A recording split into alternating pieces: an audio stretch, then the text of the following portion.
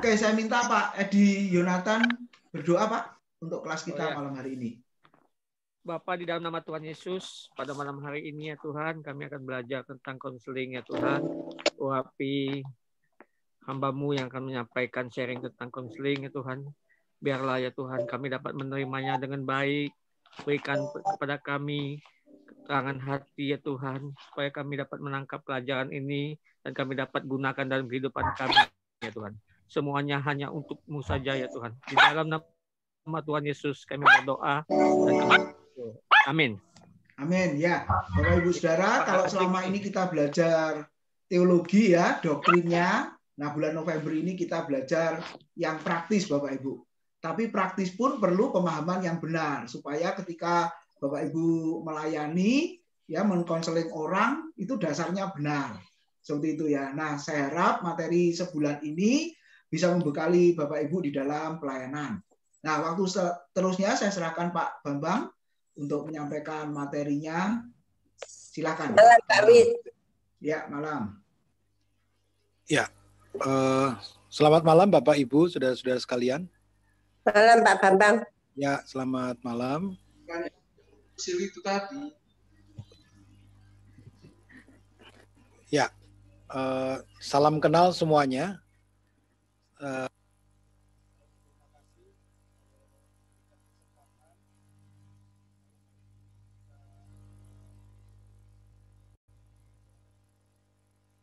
Suaranya nggak kedengaran, Pak. Suaranya nggak dengar, suaranya nggak dengar Pak Bambang. Hilang, suaranya hilang.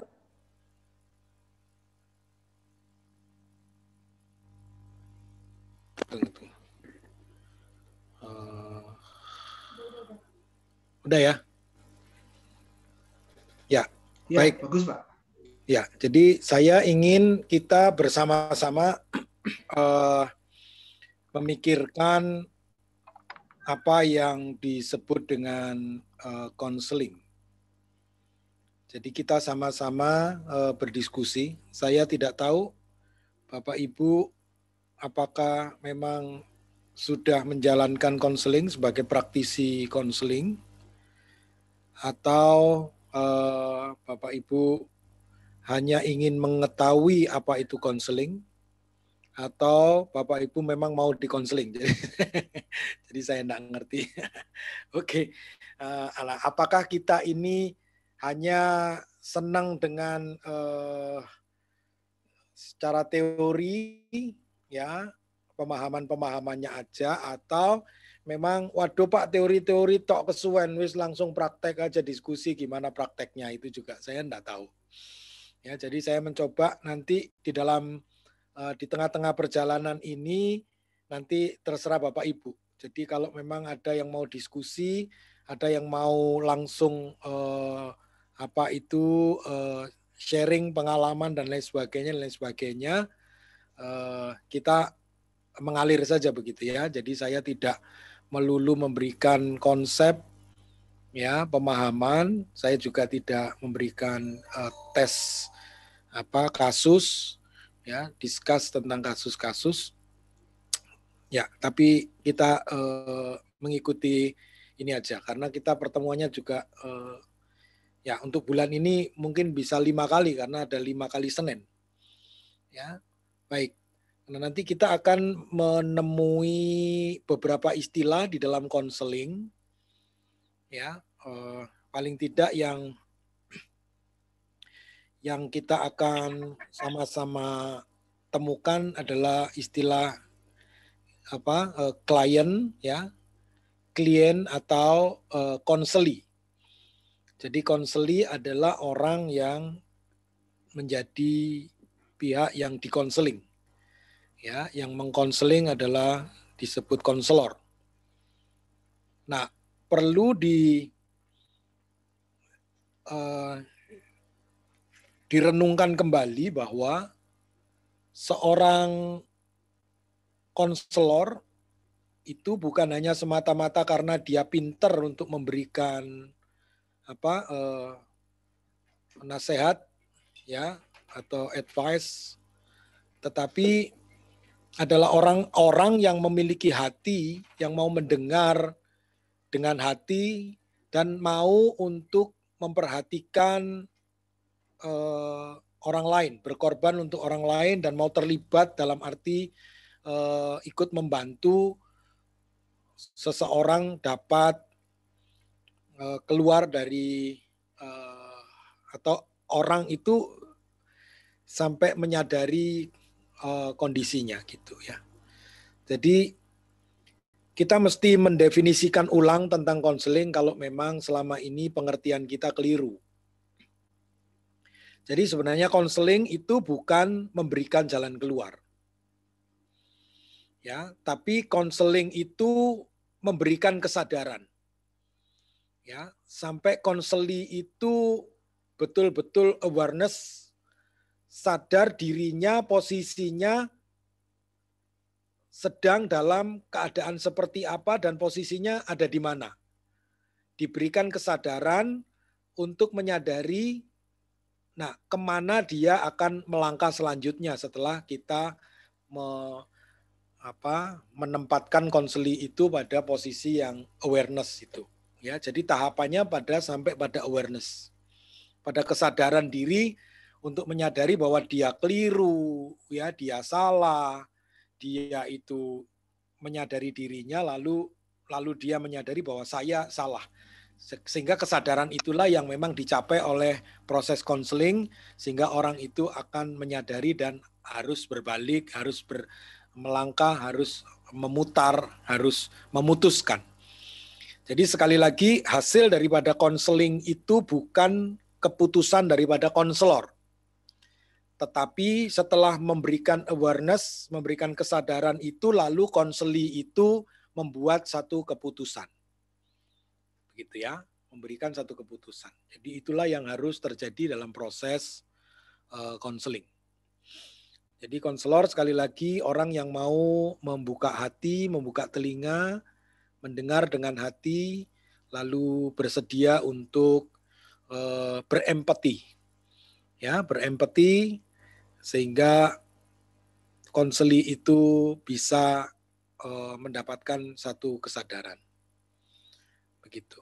Ya. Jadi itulah prosesnya. Jadi kalau selama ini bukan juga nasihat, ya, bukan hanya sekedar nasihat, tetapi ada satu langkah-langkah yang harus dijalani dalam proses konseling. Ya. Nah, nanti juga kita akan menemukan orang yang sebenarnya bukan asli konseli. Ya. Jadi pada proses konseling itu kita harus menyadari ada yang disebut dengan real client, ada yang disebut dengan pseudo client. Jadi sebenarnya pseudo client itu adalah orang yang merasa ingin dibantu, tapi sebenarnya dia sendiri bisa menyelesaikan persoalannya. Jadi ini bukan real client. Jadi kita harus hati-hati bahwa ini sebenarnya orang yang bukan butuh dikonseling, hanya butuh diperhatikan saja, diberikan apa-apa begitu lalu selesai masalahnya. Ya. Jadi yang real client adalah orang yang memiliki masalah dan betul-betul dia tidak berdaya dengan masalah yang dihadapi itu. Nah, sehingga dia membutuhkan orang lain untuk menolong dia. Itu yang real client. Kalau pseudo client ya adalah orang-orang yang sebenarnya tidak terlalu membutuhkan pertolongan sebenarnya. Ya. Tidak membutuhkan pertolongan, nah jadi itu. Ya, jadi ini yang kita perlu awal untuk kita pikirkan, ya. Jadi Bapak Ibu yang sudah mungkin menjadi praktisi mungkin di lembaga atau di pelayanan dan lain sebagainya yang menjalani konseling, apakah ada yang miss dari apa yang barusan saya sampaikan? Silakan. Mungkin ada dari selama ini yang dipikirkan tentang definisi konseling atau praktek daripada konseling itu sendiri, apa yang miss gitu, atau memang kita mau diskusikan dari apa yang sudah dijalani dalam pelayanan atau melakukan konseling itu. Tidak ada ya? Sudah benar begitu memang ya. Saya beberapa kali, halo ada? Saya beberapa kali memberikan mata kuliah konseling itu ada orang yang memang sebenarnya, Pak, ya kita harus memberikan jalan keluar sampai selesai gitu. Ya, jadi yang kita menolong untuk itu. Ya. Nah, itu yang mungkin saya tidak setuju bahwa proses konseling berakhirnya kepada konselor yang memberikan keputusan, konselor yang memberikan arah, konselor yang memberikan poin-poin untuk melangkah begitu. Jadi seperti itu. Ya. Nah, konseling juga bukan orang yang tidak membutuhkan. Pernah saya didatangi sepasang calon mempelai, ya, dia datang ke saya, lalu dia mengatakan begini, Pak, saya butuh konseling pernikahan. Karena saya disuruh Papa untuk datang ke Bapak untuk mendapatkan konseling pernikahan gitu. Ya. Saya tidak menolak, maksudnya adalah saya tidak berkeberatan. Tetapi maksud dari papanya ini agak agak kurang tepat. Ya. Jadi karena bapaknya ini pendeta dan pernah mendengarkan materi saya, lalu anaknya mau menikah suruh datang ke saya untuk mendapatkan konseling gitu. Ya. Nah, ini sih problemnya tidak terlalu berat dalam artian bukan masalah, ya. Tetapi begini, orang yang menjadi konseli adalah orang yang mempercayai seseorang untuk dia menerima sebuah proses konseling itu. Jadi kalau orang itu dipaksa, ya, berapa orang yang mengatakan, Pak, tolong anak saya ini dikonseling, Pak, gitu. Ya, anak saya ini masalah, Pak, anak saya ini begini, anak saya ini perlu dikonseling, gitu ya. Dalam hati saya, kamu yang harusnya dikonseling. Ya, dengan kepanikanmu, dengan kecemasanmu, dengan ketakutanmu, kamu yang dikonseling harusnya. Jadi anaknya dipaksa datang ke saya untuk dikonseling. Nah, ini enggak bisa. Proses yang seperti ini enggak bisa terjadi dalam konseling gitu ya. Ya. Kecuali kalau Anda putuskan, Pak, semuanya bisa terjadi karena Roh Kudus gitu ya. Kalau itu semua jadi pegangan, ya kita berdoa tutup, kita selesaikan kelas ini gitu ya. Jadi ada yang banyak begitu. Pak, sebenarnya kan itu kan apa kata Roh Kudus ya? Itu terserah Roh Kudus. Jadi kita ini kan hanya alatnya. Kalau Roh Kudus bekerja pasti selesai, Pak. Gini bla bla bla bla gitu. Ya enggak usah ada kelas konseling lah. Ya. Anda cukup orang itu datang didoakan tumpang tangan terserah Roh Kudus gitu. Ya. Itu memang kita tidak menafikan karya Roh Kudus, pertolongan Roh Kudus, campur tangan Roh Kudus, ya itu yang terpenting. Tetapi bagaimana kita mengasah problem itu tidak semua juga dipukul rata. Ya, tidak semua dipukul rata gitu. Ya. Kalau saya ngajar di kelas ya tentang pendidikan pemuda itu ada poin yang saya mengatakan begini. Ya, anak-anak muda itu kalau pacaran enggak boleh dirohanikan. Wah, saya diprotes satu kelas itu protes. Lupa pacaran kok enggak boleh dirohanikan gitu ya.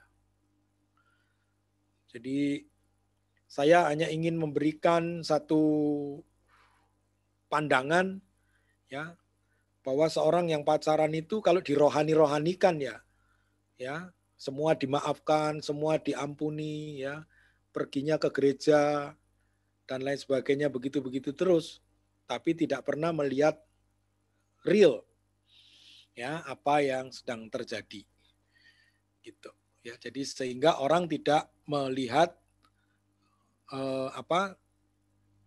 menilai atau menganalisa pasangan itu sesuai dengan perkembangan yang sesungguhnya gitu ya. Jadi tidak boleh dirohanikan gitu ya. Nah, itu saya diprotes Ya, karena ada satu hal yang perlu ya dijalani dalam masa pacaran itu. Nah, hal seperti itu. Jadi sekali lagi bukan tidak melibatkan Roh Kudus, tetapi kita mengasah bagaimana proses itu manusia itu punya kepribadian yang berbeda-beda. Ya. Jadi ada personality yang berbeda-beda. Jadi tidak semua dengan satu strategi ya, atau tidak semua datang lalu didoakan selesai. Enggak begitu. Ya. Karena kalau didoakan saja kalau enggak didengar keluhannya juga masih nyesek gitu ya. Begitu. Nah, seperti itu. Jadi tidak bisa orang itu dipaksa menghadap konselor lalu mendapatkan wejangan. Begitu. Ya. Ya, orang datang kepada Tuhan aja tidak bisa dipaksa untuk mendengarkan suara Tuhan kok. Ya. Kecuali dengan kesadaran diri sendiri dan hati jiwanya itu merindukan lapar, haus, ya, merindukan Tuhan baru dia menikmati. Coba kalau orang itu, ya, suruh datang kepada Tuhan nanti supaya kamu dapat damai, ya. Kalau dipaksa datang ke gereja malah stres pulang, nggak malah damai. Karena memang itu bukan kebutuhannya. Ya, tetapi kalau kebutuhannya betul-betul dia pasrah, dia menikmati apa yang diberikan oleh Tuhan. Begitu ya Bapak Ibu. Ya. Nah, problem ini kita harus pikirkan. Kenapa?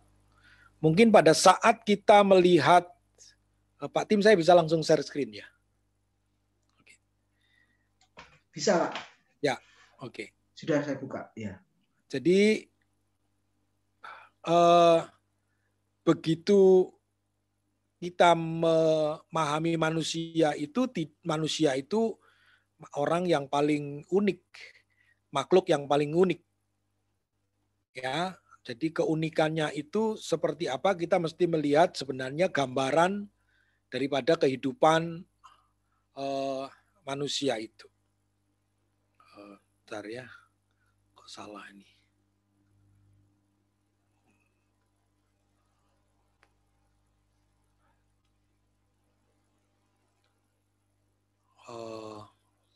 Sorry. Ya, saya ingin kita melihat sebenarnya bagaimana kondisi kehidupan manusia yang kita perlu menilai. Ya. Bentar ya Bapak Ibu ya. Kok nggak keluar?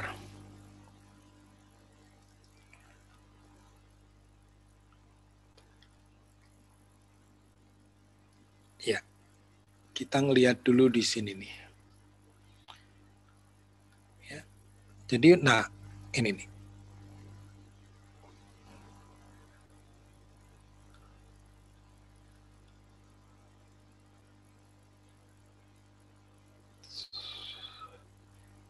Ini bisa dilihat ya Bapak Ibu ya? Belum keluar?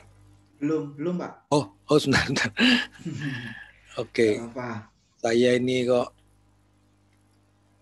agak grogi ya. Oke. Yang saya cari gambarnya malah nggak ada.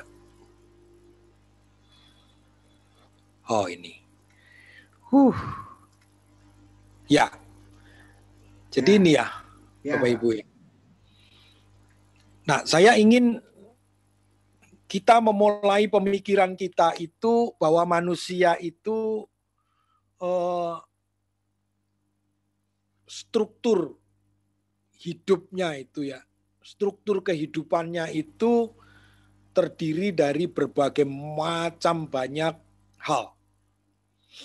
Ya, jadi kalau Bapak Ibu bayangin pizza itu, ya, bayangin pizza itu bagian-bagian ini yang saya tulis yang karena tidak cukup ada banyak lagi bagian-bagian yang perlu kita pikirkan.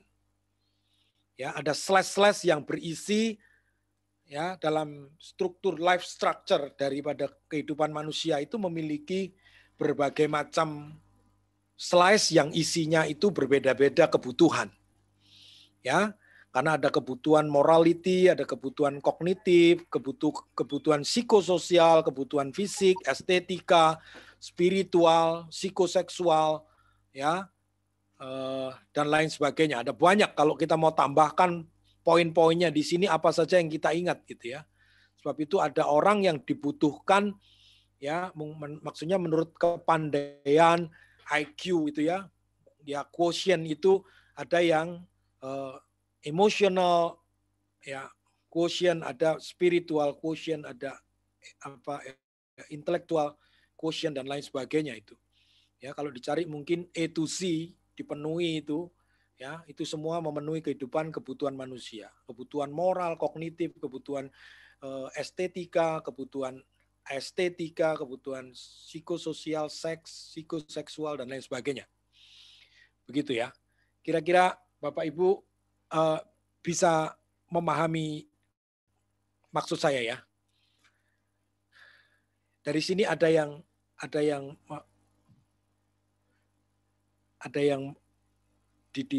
ditanyakan atau belum paham maksud saya? Ya, silakan Bapak Ibu. Kalau ada yang mau langsung ditanyakan, dipersilakan. Ya, dari life structure ini. Silakan kalau ada yang mau ditanyakan dulu. Ya, jadi ini sederhana saja. Jadi otak itu saya gambarkan sebagai wakil dari manusia itu secara keseluruhan itu memiliki kebutuhan-kebutuhan dalam strukturnya itu ada struktur moral, kognitif, psikologis dan semua banyak hal lagi. Sehingga manusia itu kebutuhannya macam-macam. Nah, inilah uniknya manusia berbeda dengan makhluk yang lain. Ya. Jadi kalau ada orang yang spiritualnya itu penuh tapi estetikanya enggak penuh, itu bisa jadi. Ya, sehingga di spiritualnya enggak bermasalah, di estetikanya bermasalah. Ada orang yang spiritualnya enggak bermasalah, di fisiknya bermasalah, atau di psikologisnya bermasalah. Atau sebaliknya. Ya, loh, spiritual dengan moral bagaimana? Ada orang yang spiritualnya penuh, moralnya enggak penuh. Jadi itu enggak otomatis gitu. Enggak otomatis bahwa orang yang spiritualnya oke, itu moralnya juga oke, enggak. Atau estetikanya, etikanya juga oke, enggak. Ya, karena ada pendeta itu kalau marah meso-meso gitu. Ada pendeta itu marahnya lebih kasar dari sopir angkot gitu. Ya. Ya, jadi sama. Sopir angkot kalau kesenggol angkotnya marahnya sama, kalau pendeta mobilnya kesenggol sama, marahnya sama gitu. Gitu. Nah, jadi secara spiritual harusnya dia beda. Tapi karena spiritual tidak menjamin orang emosionalnya. Jadi walaupun ada spiritualnya itu SQ-nya oke, IQ-nya IQ-nya oke, EQ-nya nggak oke itu. Ya. Jadi spiritual tidak menjamin juga semuanya juga oke gitu. Ya. Nah, inilah yang kenapa ada banyak faktor. Ya, ada banyak faktor. Ya, ada faktor memang genetik, ya, faktor genetik, ada faktor memang lingkungan yang membentuk dan lain sebagainya, itu banyak macam. Ya, banyak macam. Ada traumatik yang dialami dalam perjalanan kehidupan itu bisa mengganggu bagian-bagian dari life structure itu. Gitu, ya. Silakan Bapak Ibu kalau memang mau ada yang didiskusikan di ini silakan. Dari poin ini dulu.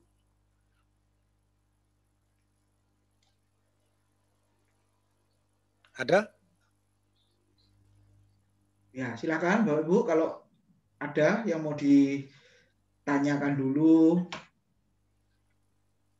Ya, Pak Bambang. Ya, Bu. Silakan, Bu. Ya, saya mau nanya. Melihat ini tadi ya, Pak ya.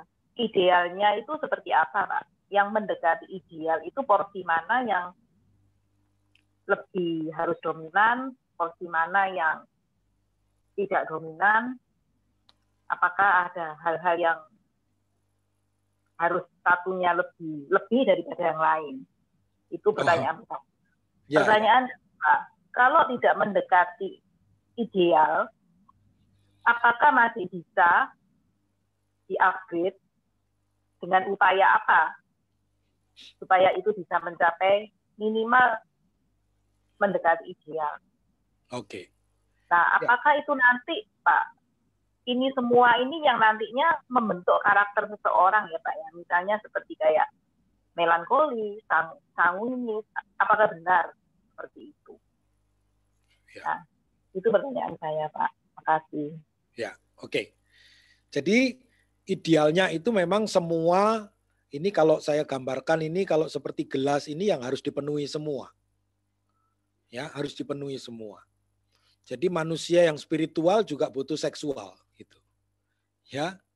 Karena kalau spiritualnya dikejar terus, seksualnya tidak dipenuhi, pasti nanti akhirnya jadi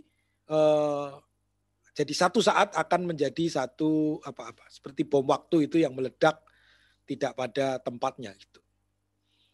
Ya. Nah, jadi semua harus dipenuhi.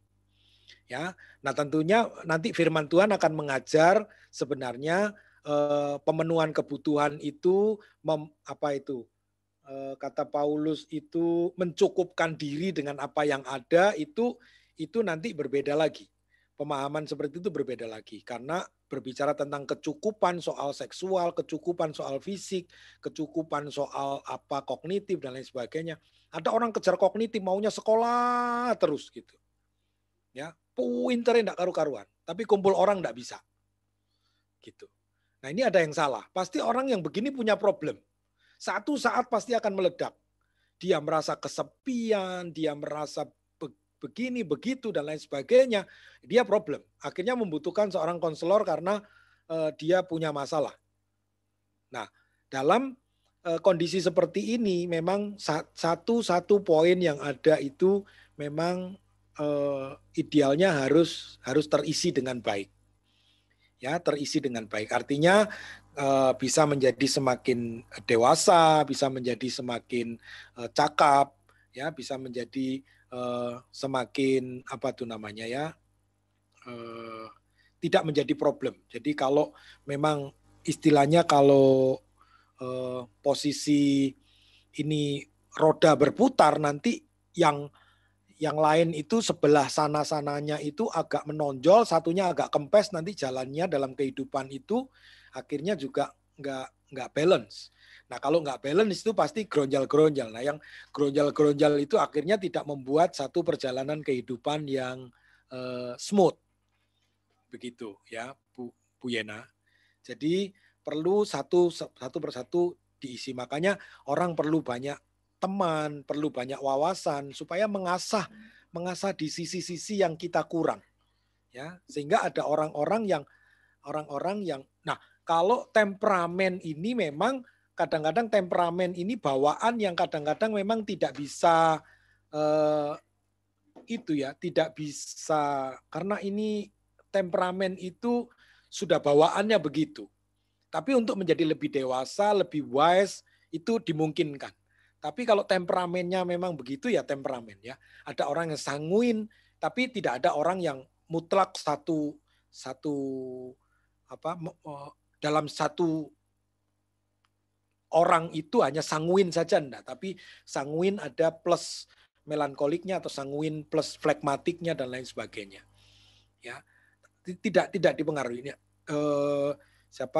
Petrus itu orang yang sanguin, waktu dia bertobat tetap sanguin gitu. Tapi sudah mulai bisa dipakai oleh Tuhan, tapi dalam posisi yang sanguin. Seperti Paulus itu tetap, ya, dia sebagai orang yang juga sanguin, kolerik, itu kayaknya nggak ada flegmatiknya, nggak ada melankoliknya gitu ya. Orang yang tegas, yang ya gitu, yang enggak gitu. Ya, tapi dia setelah bertobat ya dia tetap begitu. orang yang tegas, yang berani dan lain sebagainya, tetapi mulai diarahkan dengan mulai mau ngerti orang lain, mau melayani Tuhan dan lain sebagainya, itu juga menyadari itu semua. Ya, jadi temperamen saya kira memang temperamen yang diubahkan itu bukan diubahkan menjadi setelah melankolik lalu menjadi sanguin gitu, ya, flekmatik menjadi melankolik atau menjadi sanguin, enggak. Tapi diubahkan itu memang semakin bijak, semakin dewasa, semakin mengerti karena dalam segala hal itu dia mulai bijaksana, mulai pinter itu, ya, karena terpenuhi semua. Mungkin begitu ya. Ya, silakan. Pak Bambang. Ya. Satu lagi, Pak. Ya, Saya mau nanya. Tuhan menciptakan itu antara pria wanita itu kan pasti nggak sama ya Pak. Nah, mengenai yang tadi ini seperti yang di layar ini berarti untuk pria dan wanita ini juga nggak sama ya Pak ya. Ada yang pria mungkin satu sisinya lebih dominan, kalau yang wanita enggak. Apa gitu Pak? Iya. Ya, jadi kan wanita dan pria memiliki kesamaan dalam kebutuhan ini, ya, gambaran ini, ya. Cuman bobotnya, ya, kalau saya pernah membaca itu otaknya juga beda volumenya, ya, volumenya juga beda, limpanya, organ tubuhnya ini wanita dan pria juga beda, ukurannya beda, ya, volumenya itu juga beda. Nah, itu memang Tuhan sudah gariskan seperti itu. Nah, cuman bobotnya memang mana yang ke prianya, mana yang ke wanitanya ini. Tapi tetap semua harus tetap dipenuhi. Ya. Makanya uniknya manusia itu begitu tuh. Ya, setelah kita tahu tidak hanya bahwa kita diciptakan Tuhan, tapi punya punya perbedaan, ya, walaupun dikatakan pria dan wanita itu sama, tetapi Tuhan sendiri setelah dalam penelitian kedokteran itu organ tubuh pria dan wanita itu ukurannya berbeda, ya, ukurannya berbeda. Nah, kita tidak tahu, tetapi kita harus menerima ini, lalu kita mulai menerima keadaan ini, lalu mengerti apa yang sebenarnya Tuhan inginkan sebagai seorang pria, sebagai seorang wanita, ya, di mana satu sisi saatnya kita bisa berdiri, duduk sama-sama, duduk sama rendah, berdiri sama tinggi, ada saatnya di mana wanita harus ada dalam ketundukan di bawah pria, begitu. Ya, nanti dalam pernikahan juga begitu. Ya, dalam pernikahan sudah digariskan tuh bahwa posisi peran, ya, wanita dan pria, posisi perannya itu sudah ditentukan oleh Allah. Jika peran ini dibalik, maka akan kacau balau nih. Ya, kalau perannya dibalik. Jadi wanita itu di bawah pimpinan laki-laki. Laki-laki sebagai pemimpin, sebagai kepala, memimpin semua. Ya, istri adalah di bawah pimpinan laki-laki. Kalau dibalik posisinya yang memimpin adalah wanita, yang memutuskan wanita, ya. Jadi ini nanti akhirnya akan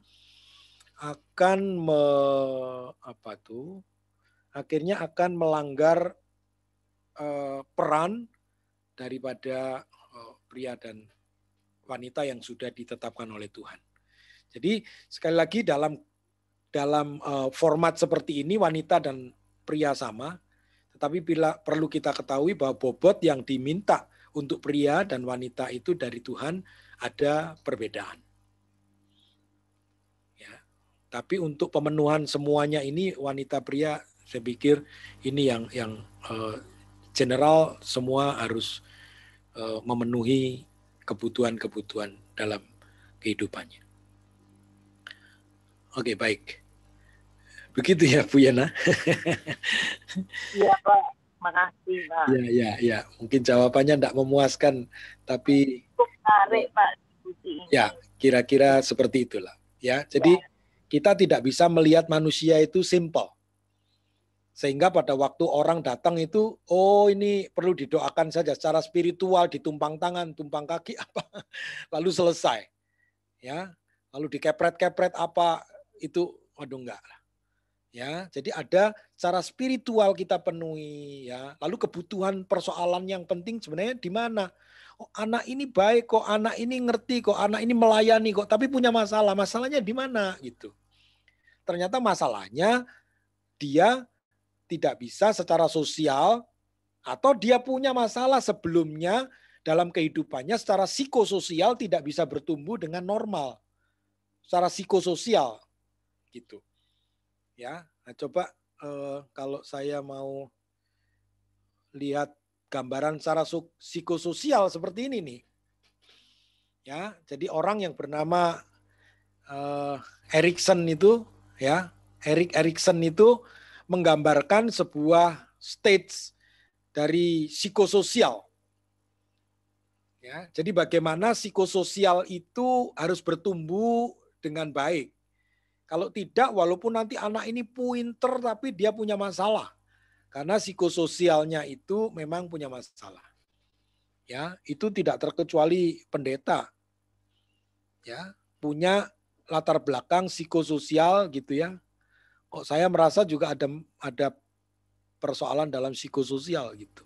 Ya, psikososial itu artinya pemenuhan kebutuhan di dalam usia-usia itu.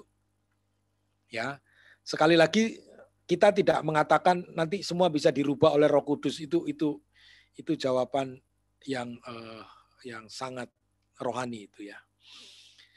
Nah, jadi anak yang umur 0 sampai 18 bulan itu menurut Erikson, anak yang umur segini ini membutuhkan yang namanya trust. Ya, anak umur 0 baru lahir itu ya sampai 18 bulan membutuhkan yang namanya trust. Anak ini butuh seseorang yang bisa dipercaya untuk bernaung, untuk berlindung. Nah, kalau anak ini tidak mendapatkan trust pada usia ini, dia akan bertumbuh menjadi anak yang mistrust. Ya. Bapak Ibu percaya atau tidak, anak umur 0 sampai 18 bulan itu kalau dari lahir dipercayakan sama babysitter, ya, yang dia percaya adalah babysitter. Ya. Anak baru lahir sampai 18 bulan, anak ini butuh yang bisa melindungi dan dipercaya. Kalau nangis dia digendong, kalau lapar dia disuapin, kalau haus dia dikasih minum, dibuatkan susu, dinina bobok jadi bisa tidur gitu. Nah, kalau anak ini dipegang seorang babysitter, ya, yang baunya ndak enak, mukanya jelek, tapi kalau dari lahir dipegang dia sampai kapanpun dia tetap mempercayai. Ya, walaupun ibu-ibu sing dandan ayu, pakai apa itu, Giorgio Armani, pakai Bulgari minyaknya, mendekati anak itu pasti nangis. Walaupun Anda cantik, walaupun Anda bau wangi. Ya, kalau dia sedang nangis, digendong sama Anda, dia tambah nangis, dia tambah histeris. Loh, padahal kan ayu wangi.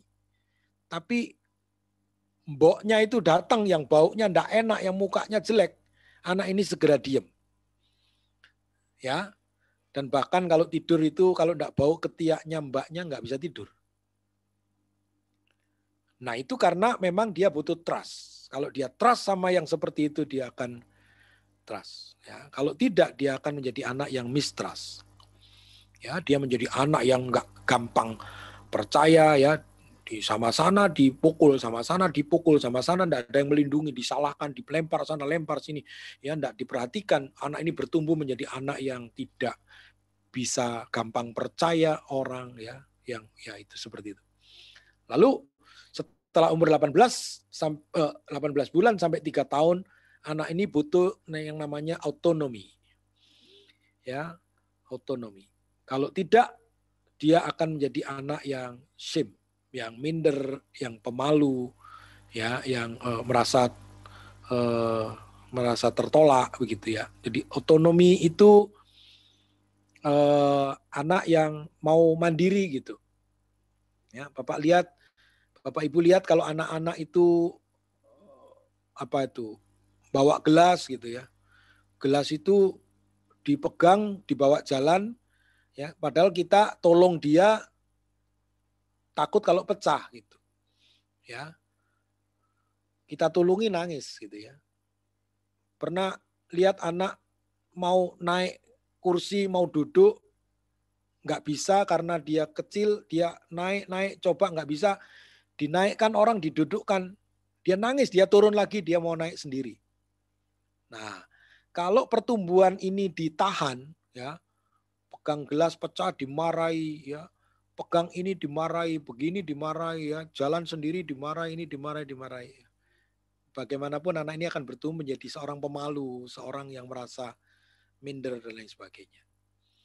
Ya, lalu bertumbuh dari umur 3 tahun sampai 5 tahun, ya, anak yang penuh dengan inisiatif, ya, penuh dengan inisiatif, banyak, ya, macam-macam, ya, inisiatifnya, ya, ini dibuat begini, ini dibuat begitu, ya. Nah ini kalau tidak diberikan tempat, ya, diberikan wadahnya, maka anak ini akan bertumbuh menjadi anak yang guilt, ya, yang guilty, yang ya terus merasa bersalah, ya, keliru karena dimarahi ini, dimarahi, bikin ini dimarahi, bikin itu salah, dimarahi, bikin dan lain sebagainya. Terus, ya, sampai anak umur 5-13 tahun, ya, anak umur 13 sampai 21 tahun, ya, butuh identity. Kalau identitinya enggak jelas, ya, saya ini lanang apa wedok gitu ya.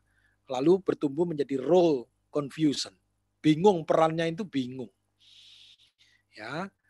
Kalau umur 21 sampai 39 butuh intimacy, butuh orang yang bisa diajak bicara, butuh orang yang bisa dicurhati perasaannya. Nah, kalau anak ini tidak mendapatkan intimasinya, maka dia akan menjadi orang yang isolation, ya, yang mengurung diri, senang menyendiri, nggak butuh orang yang bermasalah dan sebagainya dan sebagainya.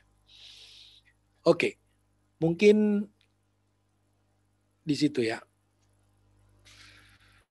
Kalau ya,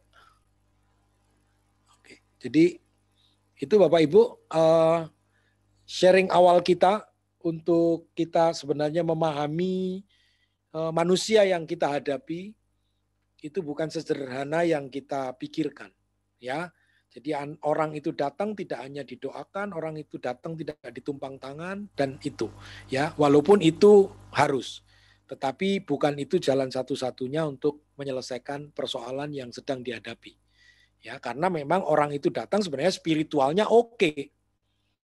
Ya. Pendeta yang bersalah mau dikasih firman apa? Mau dikasih firman apa? Sebenarnya kebutuhannya bukan soal firman itu. Tetapi ada kebutuhan yang lain yang perlu dikonseling sampai didapatkan Anda ini sebenarnya posisinya di sini. Harus berpindah dari sini, bagaimana caranya Anda harus putuskan.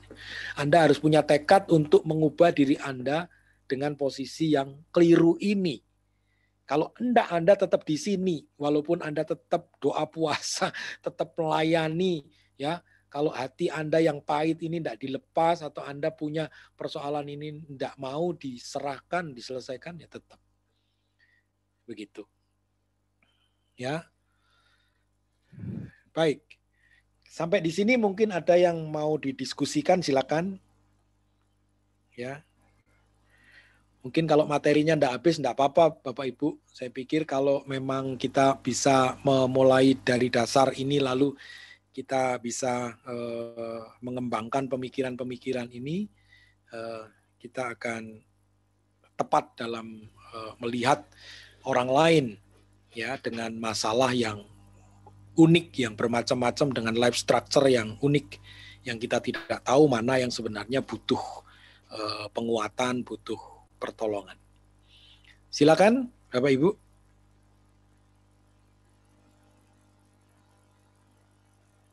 Tidak ada? Ya, saya harapkan ini sudah Ngerti ya? Dalam posisi seperti ini. Oke. Ya Pak Pak Bambang, Bambang. saya mau tanya Pak Bambang. Oh, Bu Indah dulu. Oke, Bu Indah. Ya, Pak Bambang, Ya. kalau orang itu moralnya orang itu sudah rusak misalnya, apa perlu itu dikonseling? Terus apa moral itu dari gengnya orang tua atau dari sononya? Terus manusia itu mempunyai insting atau enggak sih? Kadang-kadang Ya. instingnya manusia itu keliru, suka keliru. Misalnya mau jalan yang benar, instingnya itu moro-moro keliru. Iya. Iya. Oke. Baik Bu Indah, moralitas yang rusak itu bukan karena dari sononya moralnya rusak gitu ya. Tapi kalau memang dosa turunan, memang dari awal manusia yang berdosa itu ya. Jadi semuanya memang sudah berdosa. Nah, faktor orang tua juga mempengaruhi. Ya. Kalau dia dididik oleh seorang pemabuk ya nanti akhirnya jadi gede ya jadi pemabuk gitu ya. Kalau dididik oleh penjudi ya nanti besar jadi penjudi gitu. Ya, jadi faktor orang tua juga mempengaruhi. Nah, ini juga harus ini kan moralnya yang rusak ya. Ya ditandani ya moralnya gitu. Nah, untuk kembali kepada jalan kebenaran itu bukan berdasarkan insting karena insting manusia yang sudah rusak itu ya itu perlu firman Tuhan. Ya, perlu firman Tuhan untuk mengerti apa jalan ini benar apa salah. Ya, apa keliru apa enggak. Nah, itu perlu firman Tuhan, enggak perlu insting. Karena instingnya manusia itu kadang-kadang keliru. Nah, orang yang moralnya rusak itu bergantung apakah dia sadar bahwa dia punya moral yang rusak gitu ya. Ada orang itu yang tiap hari kalau ngomong itu miso-miso, apakah itu dia merasa bahwa itu salah gitu. Kalau dia merasa itu enggak salah ya dia merasa enggak salah. Dikandani ya tetap aja enggak mau tahu. Tapi kalau dia sadar bahwa itu salah, dia baru bisa berubah gitu. Ya. Jadi seperti itu. Ya. Oke, Pak Eki. Iya, Pak Bambang, saya mau tanya aja. Ini perbedaan antara konselor Kristen dengan psikiatri itu apa, Pak? Ya. Psikiater yang juga mungkin psikiater orang Kristen, ya dia pakai ayat-ayat juga, pakai Alkitab juga. Dengan konselor yang ada di gereja, itu bedanya apa? Ya, kalau konselor dengan psikiater pasti bedanya beda di bobotnya, Pak. Kalau psikiater psikiater itu kan dia punya 2 degree ya, dia punya 2 dia seorang dokter dan seorang psikolog. Ya, kalau orang di gereja kan hanya karena dia hanya menguasai firman atau menguasai materi-materi konseling maka dia menjadi seorang konselor. Tapi kalau dia psikiater Kristen dan dia mau memasukkan unsur-unsur kekristenan, ya sebenarnya bedanya hanya memang dengan konselor yang umum, memang dia tidak mengarahkan bagaimana firman Tuhan itu menyadarkan dia. Jadi kesadaran itu hanya kesadaran moral, kesadaran sosial, kesadaran macam-macam, tapi tidak dimasukkan kesadaran akan firman Tuhan, kebenaran firman Tuhan. Itu bedanya konselor Kristen dengan konselor tidak Kristen. Tapi kalau dengan psikiater kan dia memang dokter yang memiliki dua bagian yang disatukan, psikologi dan kedokteran itu. Itu ya Pak Eki. Nah kalau begitu kita kalau ada masalah gitu lebih baik kemana karena bobotnya kan sudah beda gitu ya. Oke. Ke gereja atau ke umum. Oke. Jadi begini, Pak Eki, kita ini sebagai konselor Kristen, kita harus tahu kemampuan kita, ya. Kita harus tahu kemampuan kita.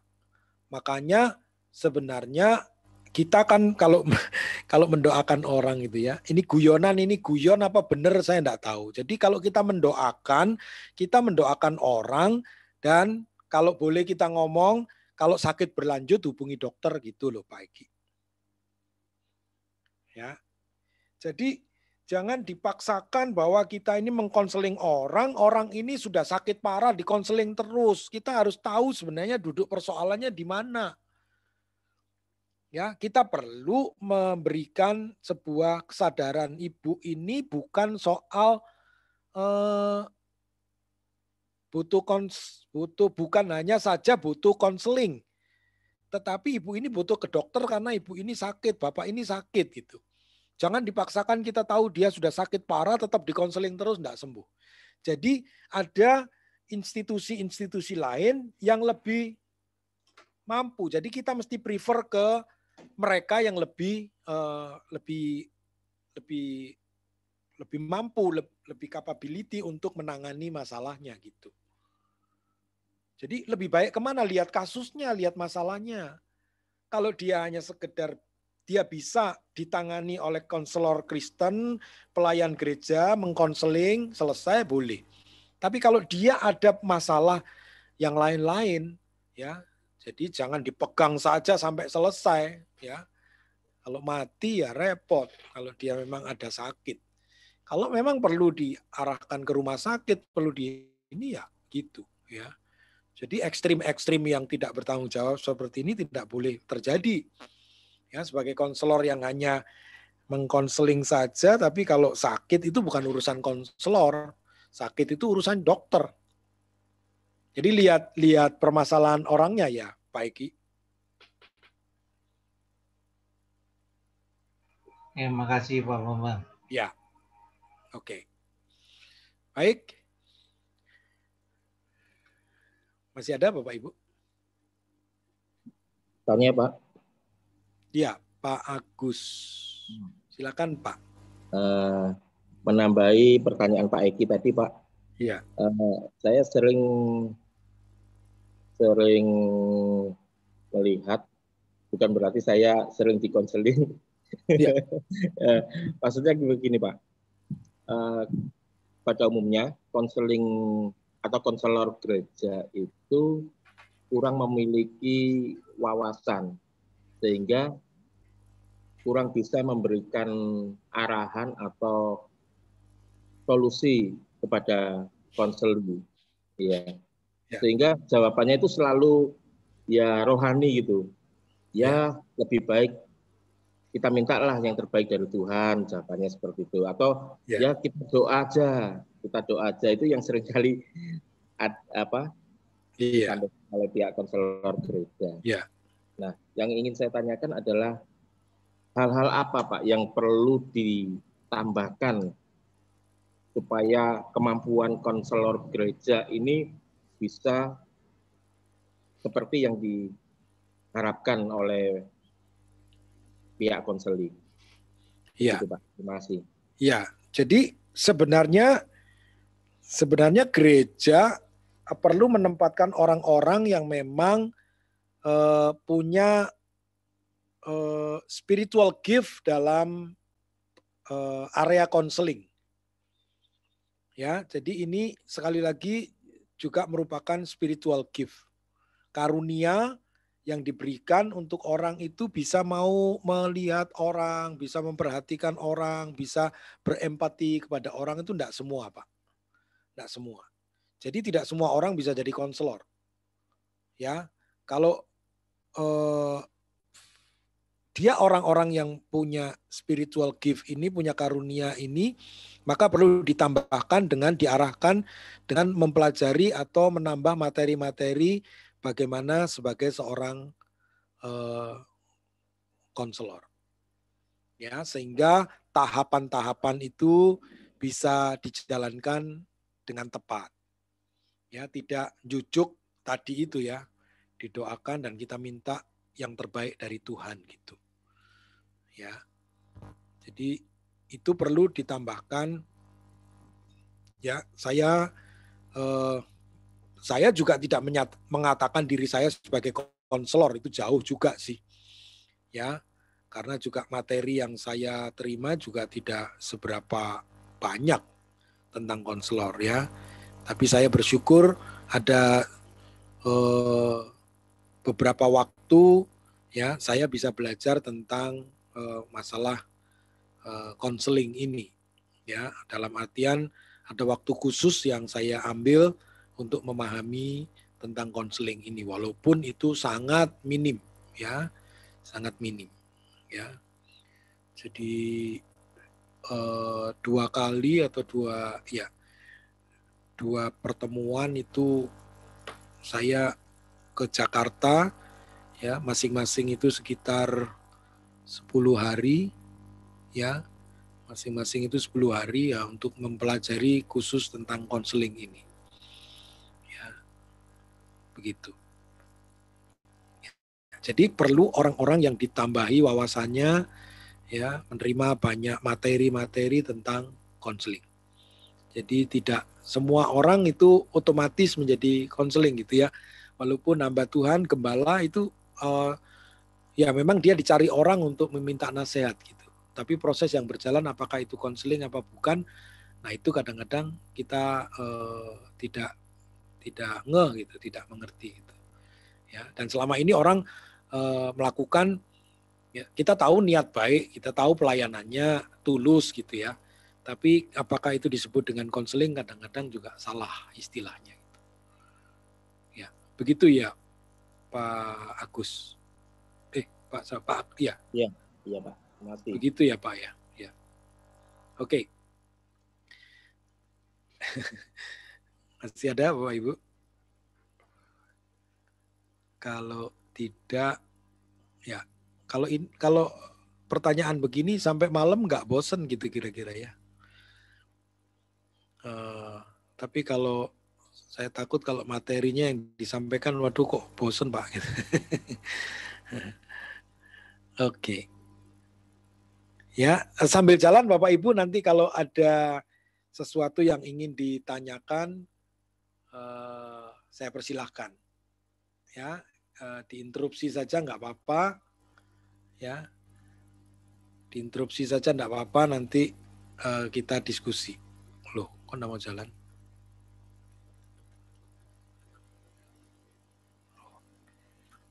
Nggak mau naik, sebentar.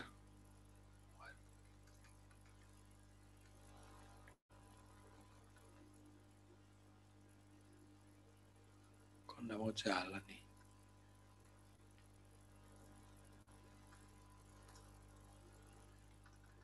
Waduh. Coba ditutup dulu Pak Bambang. Iya, kok ngadat saya ini. Oke. Silakan Bapak Ibu sambil menunggu ini ya. Oh, nggak mau Pak Tim. Oke. Saya tutup aja.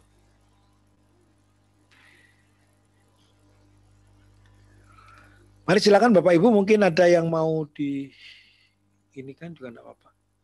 Ya, sambil menunggu Bapak Ibu, ada yang mau disampaikan? Ternyata ada kelas tersendiri ya, makanya malam hari ini kita berikan materi ini Bapak Ibu. Kalau Bapak Ibu masuk ke STT itu ada jurusan, jadi S2 khusus konseling Bapak Ibu. Gitu ya, bahkan sampai S3 khusus konseling. Nah, gitu ya. Kalau kita di S1 belajar semuanya, tapi kalau sudah masuk ke S2, S3 itu sudah mengerucut ya materinya. Ternyata malam hari ini kita perlu dikonseling semua ini ya. Oke. Udah bisa Pak Bang? Ya. Yang belum tahu, sebentar.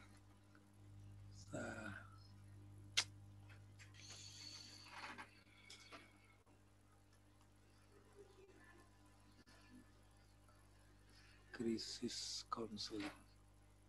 Ya, saya dari awal itu dari apa tuh?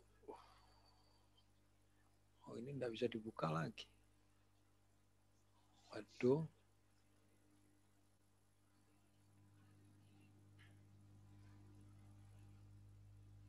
Ya, sekiranya ada pertanyaan silahkan Bapak Ibu. Nggak bisa dibuka lagi deh ini.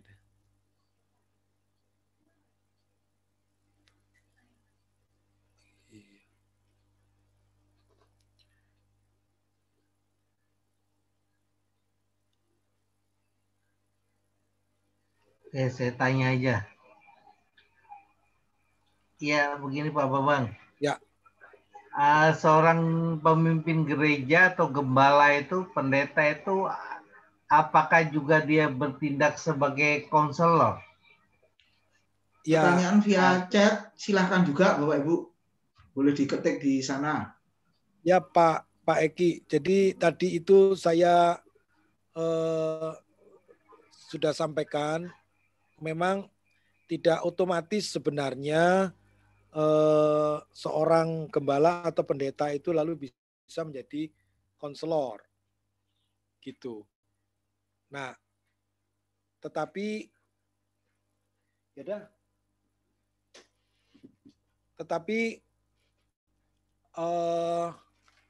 memang kadang-kadang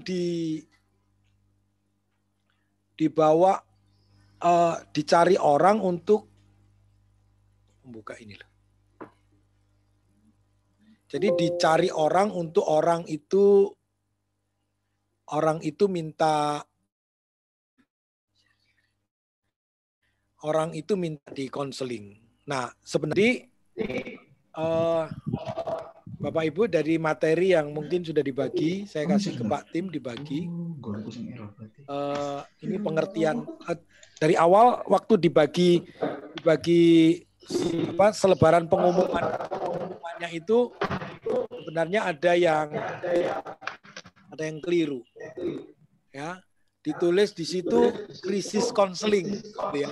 Tapi saya mau rubah, biarin aja deh. Nggak ada yang ngeh kalau itu keliru, atau ada yang ngeh keliru. Kalau krisis counseling mungkin benar dalam bahasa Inggris, tapi sebenarnya konseling krisis ya benar ya. Konseling krisis, bukan krisis konseling. Ini suara saya kenapa jadi double-double? Oke deh. Ya. Double ya suara saya ya. Iya Pak, masih double Pak, masih gemak. Iya double Pak. Mungkin pakai 2 alat. Enggak, satu aja. Satu dimatiin. Enggak, satu aja. Enggak, sudah. Masih double enggak? Enggak, Pak. Udah jelas, Pak. Ya. Baik, jadi bukan krisis konseling tapi konseling krisis. Ya, bukan konselingnya yang kalau krisis konselingnya yang krisis. Tapi konseling krisis. Oke.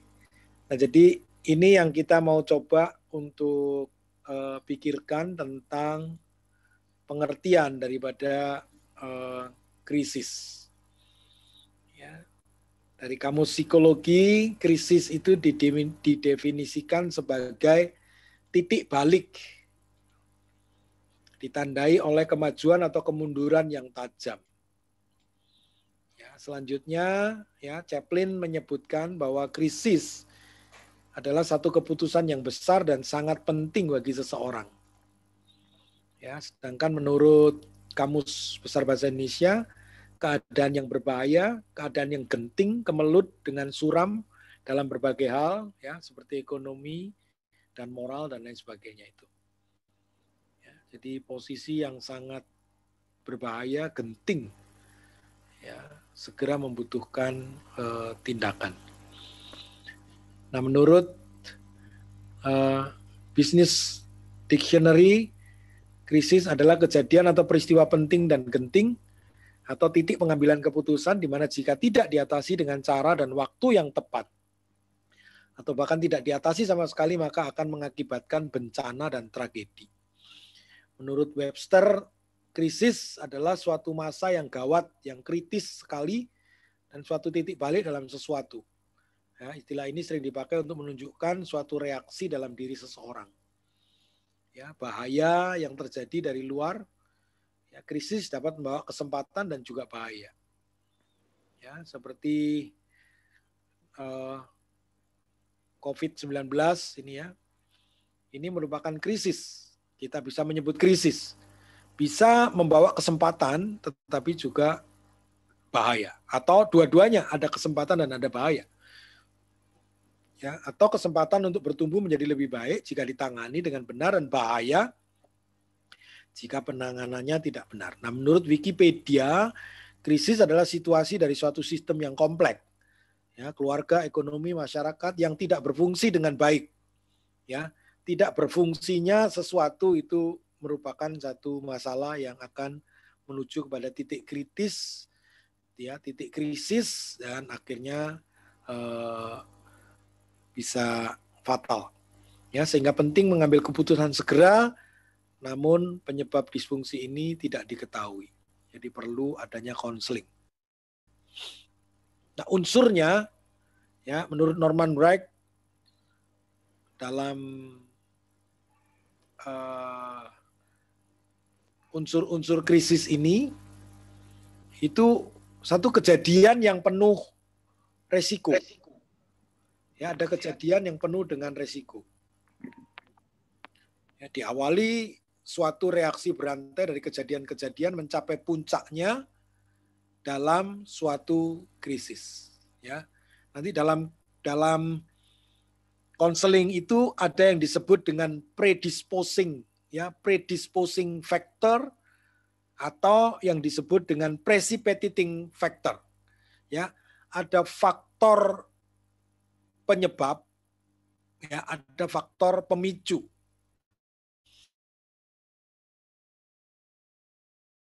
Faktor adalah posisi di mana itu disebabkan oleh sesuatu. Ya, bisa dalam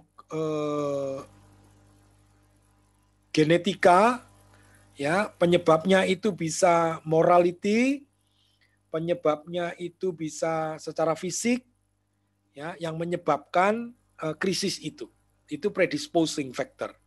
Nah, tapi faktor pemicu, triggernya, pemicunya itu disebut dengan precipitating factor. Nah, ini pemicunya apa? Walaupun itu bukan penyebab, tapi yang memicu, ya, terjadinya krisis itu.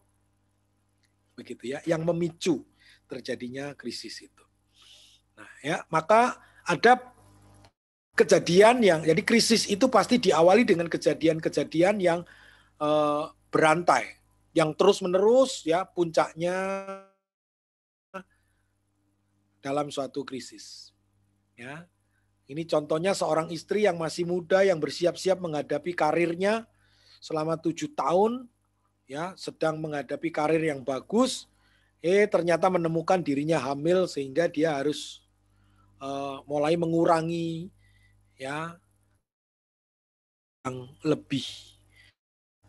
Ya, atau seorang mahasiswa tahun terakhir yang menyerahkan dirinya untuk bermain sepak bola selama waktu kuliahnya agar dipilih sebagai pemain profesional.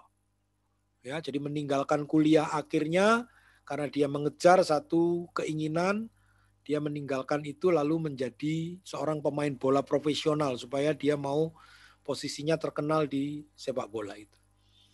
Nah, selama waktu kuliah itu, ya, tidak terlalu serius tapi menekuni bidang sepak bola. Nah, pada satu saat mengalami kecelakaan sehingga pergelangan kakinya hancur. Ya, jadi sekolahnya juga hancur, karirnya yang ingin menjadi pemain profesional itu juga hancur. Atau seorang duda yang memelihara 5 anak, ya, pra-remaja kehilangan pekerjaan dalam satu profesi yang sangat khusus. Ya, jadi dia punya anak yang harus ditanggung, tiba-tiba dia mengalami kehilangan pekerjaan. Ya, jadi semua orang yang disebut di atas mempunyai banyak persamaan, adalah penting bagi orang-orang yang berada dalam krisis dan bagi para penolong untuk mengenali peristiwa-peristiwa yang menimbulkan krisis.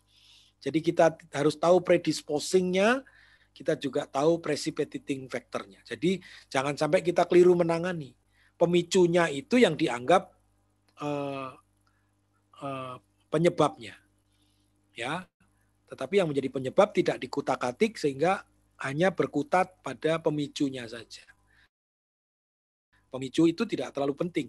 Itu hanya memicu terjadinya krisis. Tapi penyebabnya itu apa yang selama ini sudah menumpuk gitu.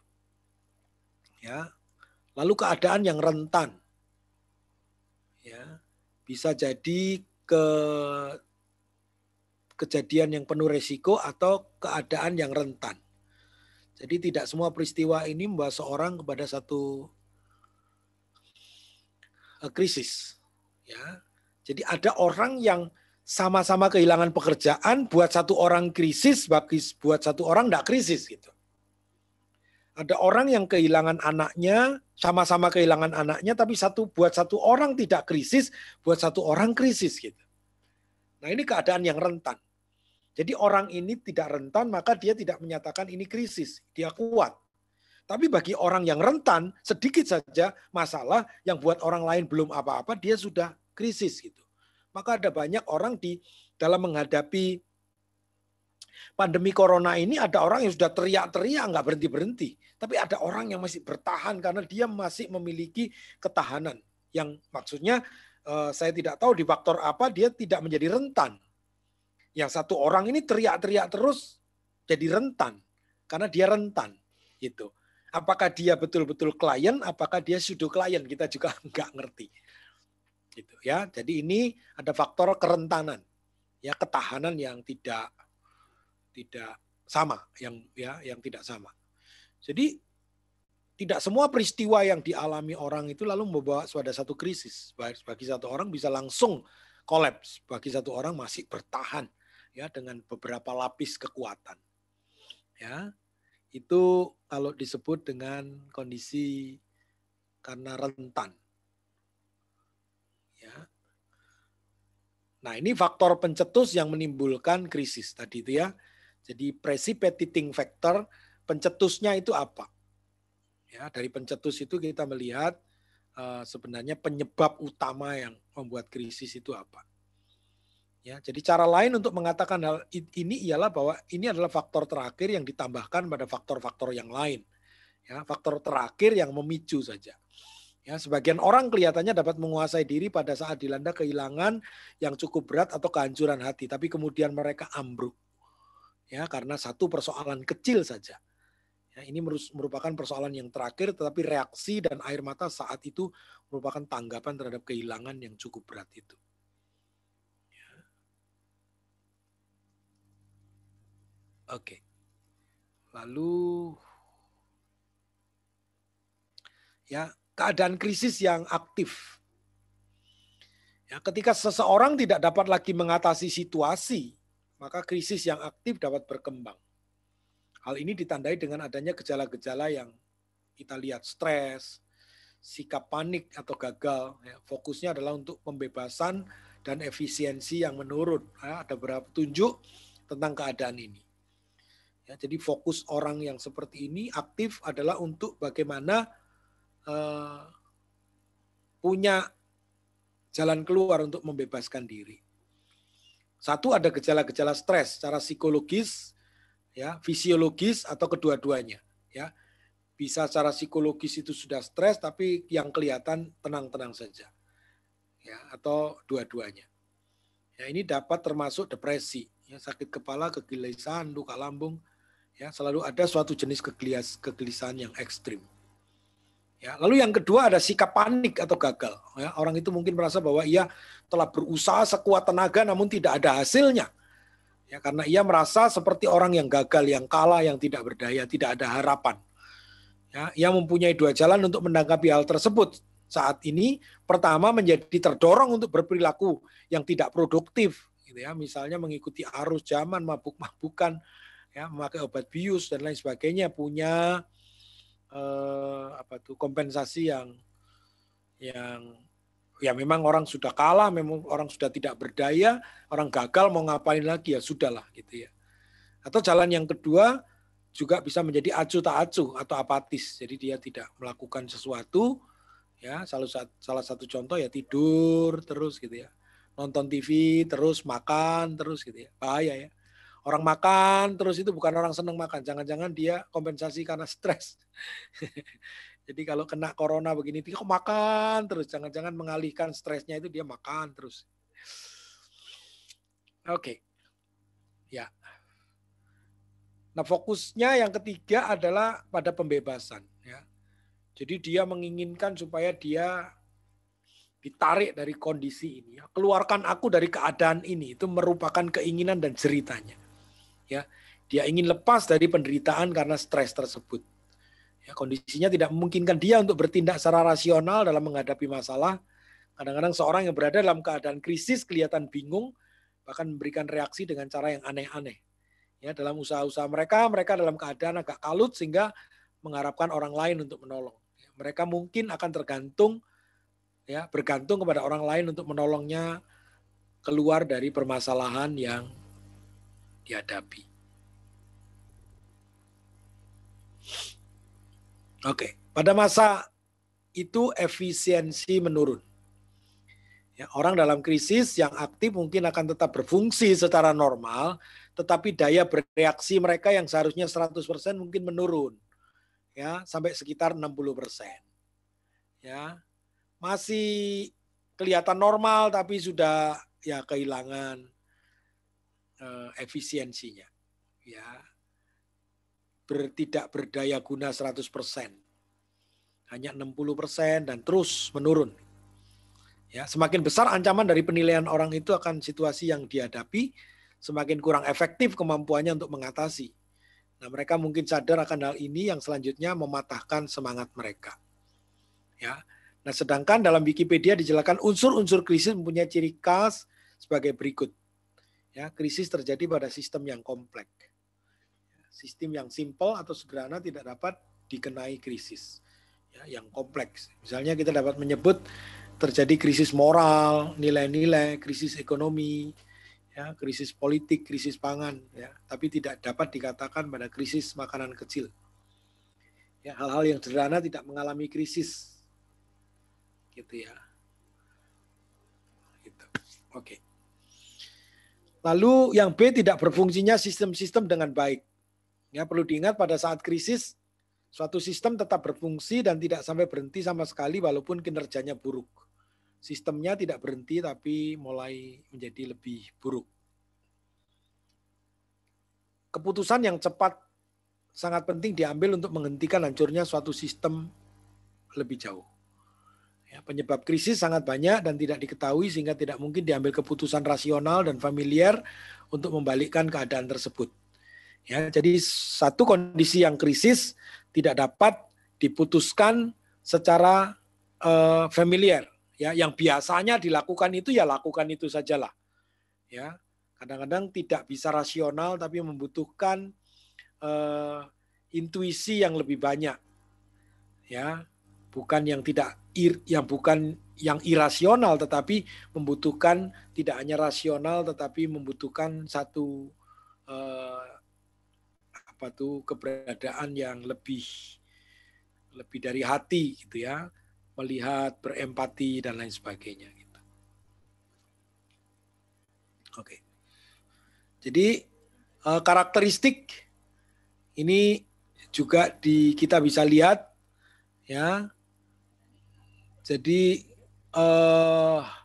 krisis memiliki 3 karakter ya menurut Seeger, Silnow dan Ulmer, yaitu spesifik, lalu tidak terduga, dan bukan kejadian yang terjadi setiap hari atau rangkaian kejadian yang menimbulkan ketidakpastian yang tinggi. Ya. Ini dengan kata lain suatu kejadian dikatakan krisis jika memiliki 3 karakteristik berikut.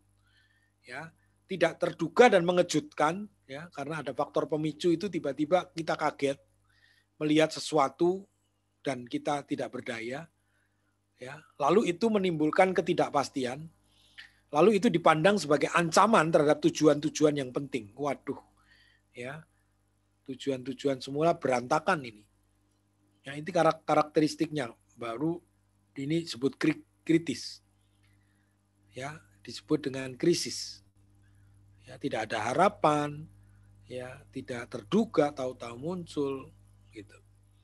Ya. Nah, Venete menyatakan bahwa krisis adalah suatu proses transformasi di mana sistem lama tidak dapat dipertahankan lagi. Oleh karena itu, karakteristik keempat adalah kebutuhan akan perubahan. Ya, jika perubahan tidak diperlukan, maka kejadian atau situasi tersebut dapat dikatakan sebagai suatu kegagalan.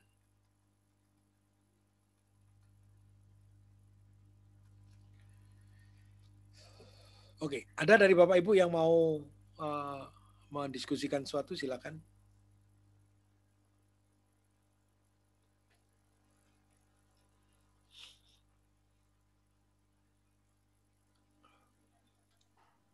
Ada ya, silakan, Bapak Ibu.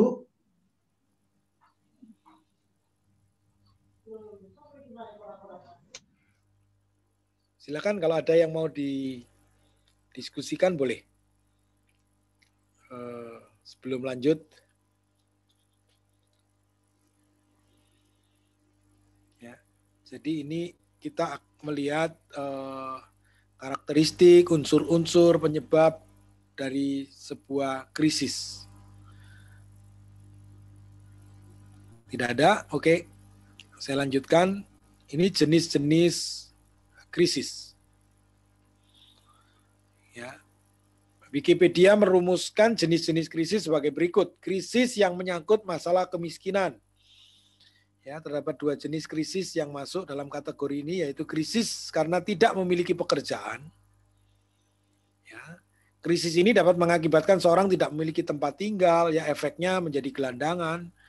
Lalu kesulitan keuangan juga dapat mengarahkan seorang pada kekurangan gizi, krisis makanan, ya, lalu depresi dan mengalami berbagai penyakit. Ya. Lalu krisis karena pekerjaan yang dilakukan tidak sesuai dengan kualifikasi seseorang. Ya. Nah, kualifikasi yang dimiliki itu berbeda. Misalnya seorang sarjana bekerja sebagai tukang batu atau kuli bangunan. Krisis ini seringkali terjadi akibat kurangnya lapangan pekerjaan. Akibat dari krisis ini, seseorang dapat merasa rendah diri, mengalami stres mental, tidak banyak melakukan kontak sosial dengan sama pekerja karena minder.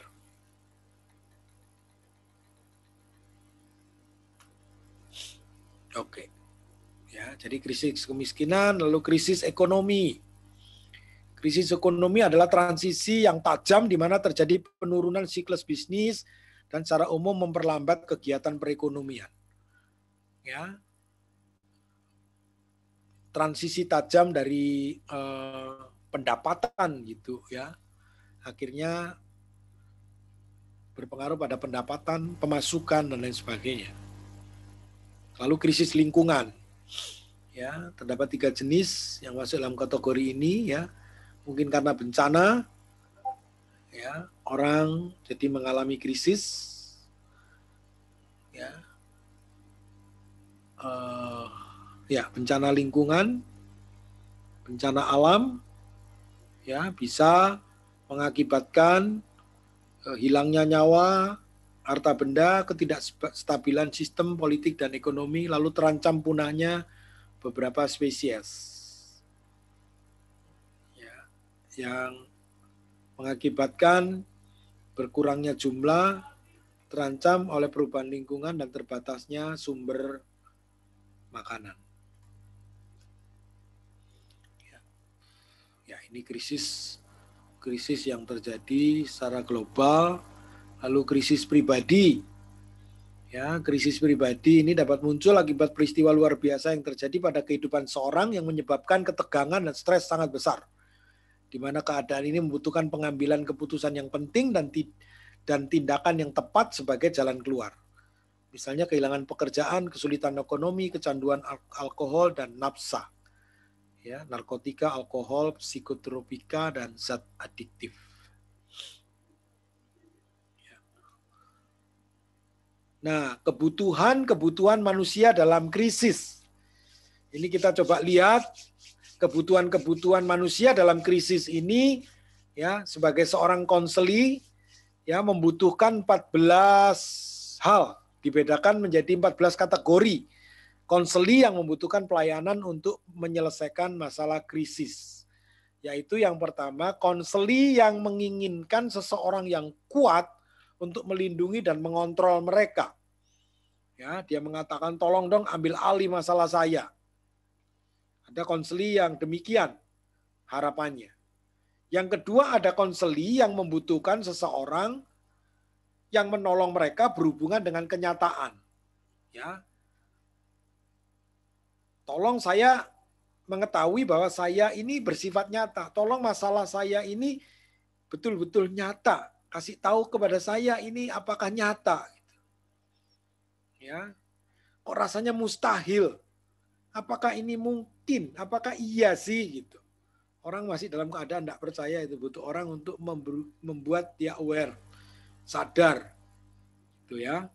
Atau yang ketiga, ada konseli yang merasa kekosongan dan membutuhkan kasih. Ya, membutuhkan kasih, ya, peliharalah saya, kasihilah saya, tolong saya, gitu. Yang keempat, konseli yang membutuhkan konselor untuk rasa amannya, ya, beradalah selalu untuk saya. Lalu kelima, konseli yang dipengaruhi rasa bersalah dan ingin mengaku, ambillah rasa bersalahku, ya, kalau boleh jangan sampai orang tahu aku salah dan biarlah orang melupakan kesalahan. Yang keenam, konseli yang membutuhkan untuk dapat mencurahkan segala persoalannya. Biarlah aku mencurahkan isi hatiku. Ya, begitu. Lalu yang ketujuh, konseli yang merindukan nasihat-nasihat. Katakan, apa yang seharusnya aku lakukan? Katakan sesuatu biar aku dapat melakukan, menjalani, ya, dan lain sebagainya. Yang kedelapan, konseli yang berusaha memisah-misahkan ide-ide mereka yang kompleks. Ya, tolong aku menempatkan ide pada perspektif yang seharusnya. Tolong aku punya ide-ide ini, tolong bagaimana caranya, bagaimana. Yang kesembilan, konseli yang rindu mengerti sendiri dan mempunyai wawasan tentang masalah mereka. Ya, saya minta konseling. Ya, dia rindu untuk mengerti sendiri dan mempunyai wawasan tentang masalah mereka. Apa sih masalahku? Ya, kasih saya konseling. Lalu konseli yang melihat kegelisahan mereka sebagai masalah medis yang memerlukan perawatan dokter. Ya, tolong dong aku perlu dokter supaya dia memeriksa apa yang terjadi dalam tubuhku ini. Ya. Lalu yang ke-11, konseli yang memerlukan bantuan praktis seperti ekonomi atau tempat tinggal. Aku butuh bantuan khusus. Ya, aku butuh ini, butuh itu. Ya, ada yang menghadap dengan motif seperti itu. Ada yang kategori yang ke-12 adalah konseli yang menganggap kesulitan mereka disebabkan hubungan-hubungan yang sedang berlangsung. Ya. Jadi dia merasa kesulitan ini disebabkan karena saya bersama dia, saya bekerja di sana, itu masalahku. Ya, jadi lakukan sesuatu untukku bagaimana? Ya, supaya hubunganku ini tidak membuat masalah, pekerjaanku tidak membuat masalah, anak-anakku tidak membuat masalah aku, ya, dan lain sebagainya.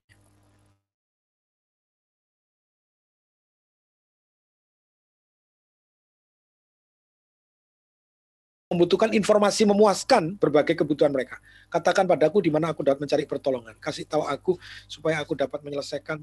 Kasih tahu aku banyak. Supaya apa yang aku butuhkan dapat terpenuhi, apa yang menjadi masalah dapat selesai. Lalu yang ke-14, orang-orang yang tidak punya motivasi atau orang-orang gila yang dibawa kepada konselor tanpa kehendak mereka. Ya, datang ke situ, Pak, tolong ini, dia punya masalah banyak, dan dia ke situ, apa yang kamu keluhkan? Saya enggak ada keluhan apa-apa. Yang kamu jadi masalah apa sih? Aku enggak punya masalah apa-apa. Tapi dia bikin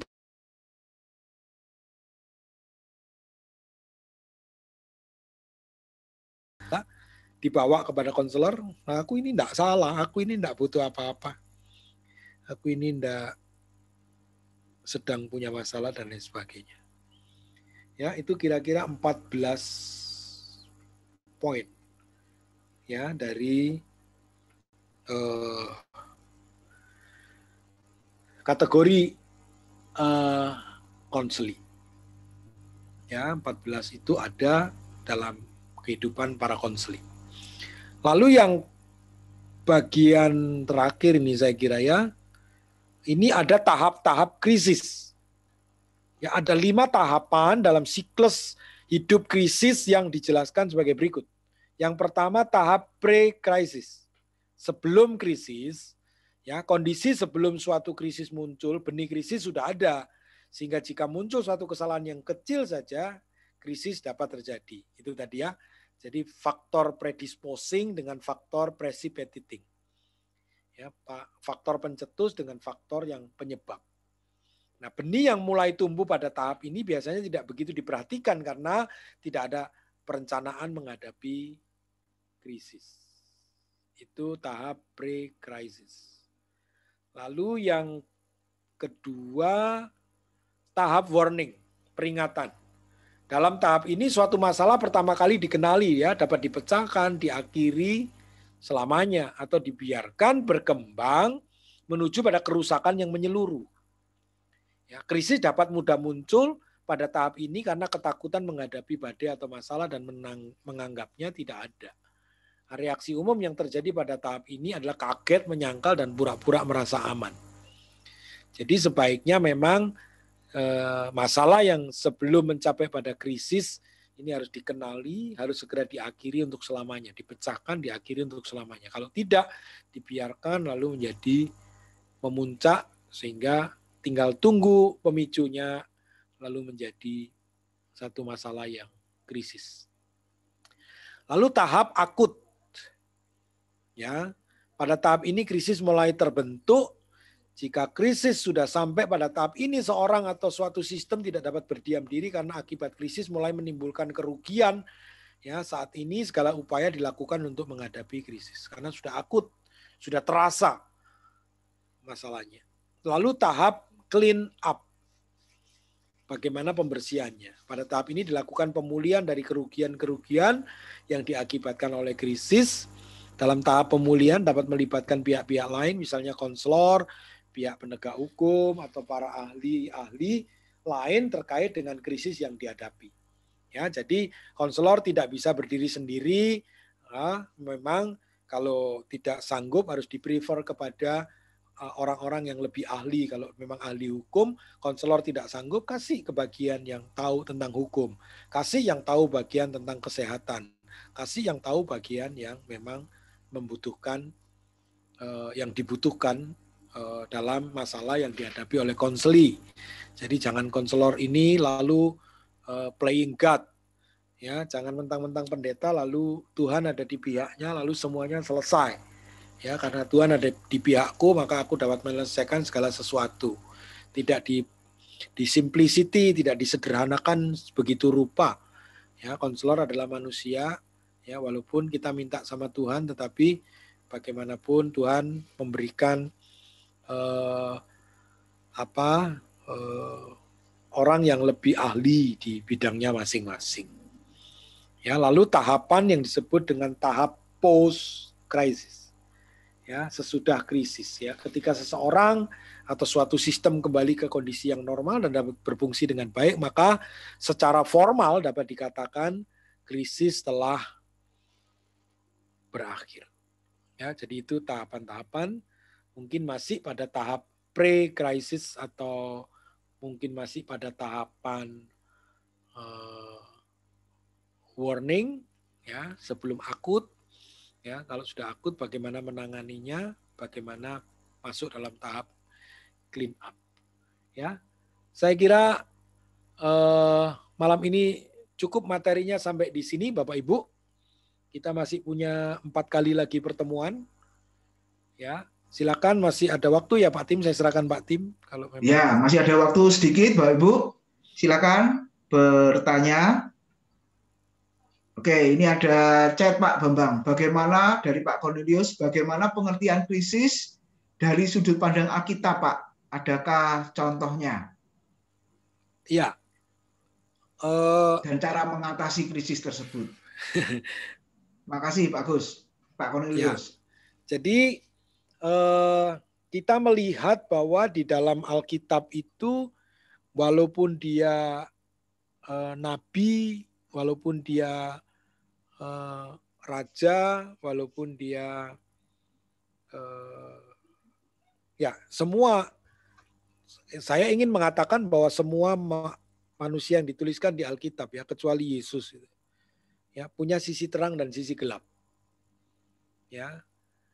Musa itu mengalami krisis kepemimpinan kan karena kewalahan.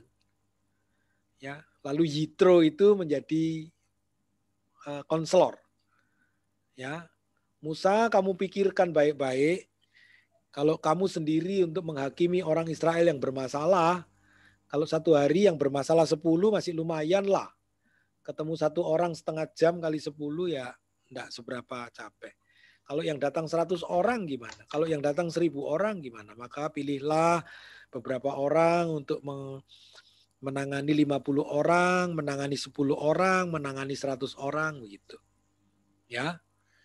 Nah, Daud juga pernah mengalami krisis. Ya. Petrus juga pernah mengalami krisis. Ya, dengan menyangkal Tuhan. Ya, Daud itu setelah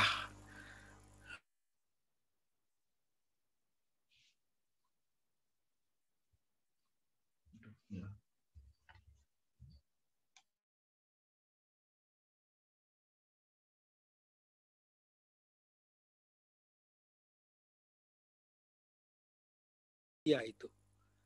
Nah, apakah ini otomatis kalau orang dekat sama Tuhan itu lalu apa yang terjadi seperti Daud ini tidak mungkin terjadi gitu.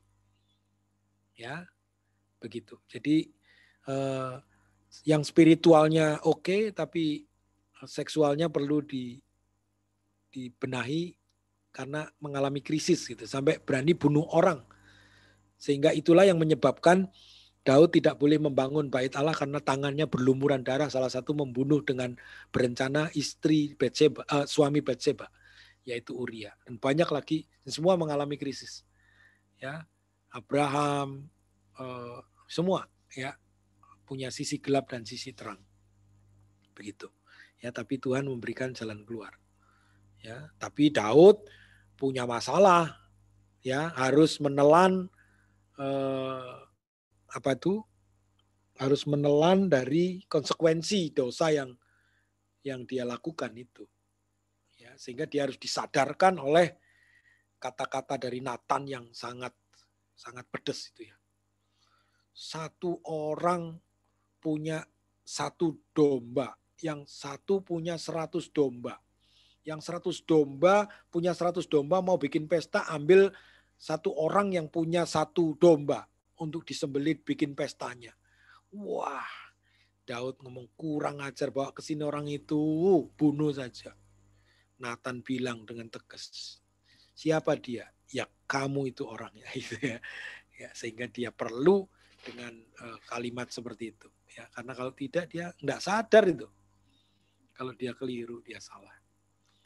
Ya, begitu mungkin Pak ya. Oke. Ya. Ternyata semuanya mengalami krisis. Kalau Yesus di Taman Getsemani itu juga mengalami krisis ya, Pak Bambang ya? Ya, secara manusia dia ya tidak ada manusia yang mengalami krisis sampai mencucurkan keringat seperti darah itu ya. Dia hanya tahu bapaknya saja yang sanggup menolong. Tapi pertolongan dari bapaknya itu adalah kau harus minum cawan itu. Nah, itu ketentuan yang diberikan, maka ya itu yang harus dijalani gitu ya. Ya, tapi secara manusia juga tidak ada orang yang sanggup menyelesaikan persoalan yang Yesus lakukan. Kalau ada orang yang bisa menyelesaikan, saya ganti aja, saya yang digantung juga tidak akan selesai. Karena sebenarnya ini berkaitan bukan hanya pada krisis yang diselesaikan, tetapi sebenarnya pada satu misi yang harus diselesaikan. Ya, bukan krisis yang diselesaikan, tapi lebih pada misi yang diselesaikan. Sehingga dia harus minum cawan itu dan dia harus naik di kayu salib. Ya. Oke, ya terima kasih Pak Bambang buat pemaparan materinya. Kita akan ketemu Senin depan, Bapak Ibu. Mari kita akan akhiri dalam doa. Ada Pak Medi Sihombing, bisa pimpin dalam doa Pak untuk mengakhiri kelas kita. Ya, boleh ditunjukkan wajahnya Bapak Ibu.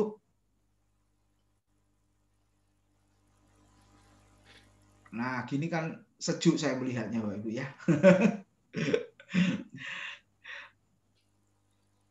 Oke.